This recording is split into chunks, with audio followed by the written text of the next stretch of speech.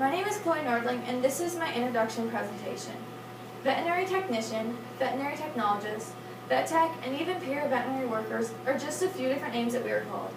Para and para-veterinary is Latin for to prepare or to get ready. This phrase makes sense because as technicians, we are always preparing or assisting with some sort of task, or with a veterinarian. Today I'm going to talk to you about what we do as technicians, the history, why I chose to be a vet tech, and the new innovations within the industry. It all started in 1908 when, according to anthem.edu, the veterinary technicians trained at England's Canine Nurses Institute. These were the first technicians and were called canine nurses. About 50 years later, in 1951, the first positions as vet techs were filled by the United States Air Force. These techs were alongside veterinarians taking care of the U.S. military dogs.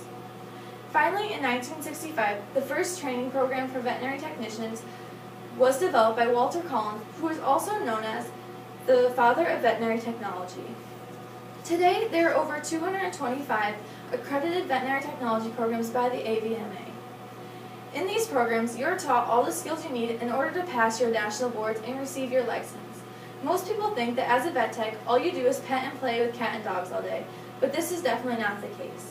The closest thing to compare a vet tech to is a nurse, but we care for all different species.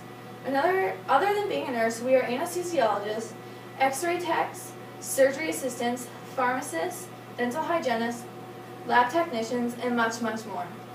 This is why I chose to become a vet tech. It is more than just loving animals. It is my passion and something I can't wait to do every day. Dealing with veterinary medicine, there's always something changing, which makes it exciting. This brings me to my last subject, new innovations within the industry. Veterinary medicine is always a little bit behind human medicine and technology. So right now, MRIs, or magnetic resonance imaging, is the most advanced diagnostic imaging tool available in veterinary medicine. With an MRI, you are able to not only look at the brain, but at orthopedic and soft tissue structures as well. The downsides to using MRI is the relatively high cost, and the animal has to lay completely still, so the use of anesthesia. These are things that owners may not be okay with. That brings me to the next up-and-coming tool in VetMed, which is ultrasound imaging technology. Not only is it much cheaper, but it does not require anesthesia and is much more available in clinics. Ultrasounds are being used a lot right now by cardiovascular specialists. The technology of ultrasound is dramatically improving by leading to 3D and even 4D imaging. On vetmed.edu, Dr. Gordon mentions it makes fixing these cardiac effects in a dog much easier and takes much less time. It's one of those things that costs a bit more, but works very well, making a great advancement.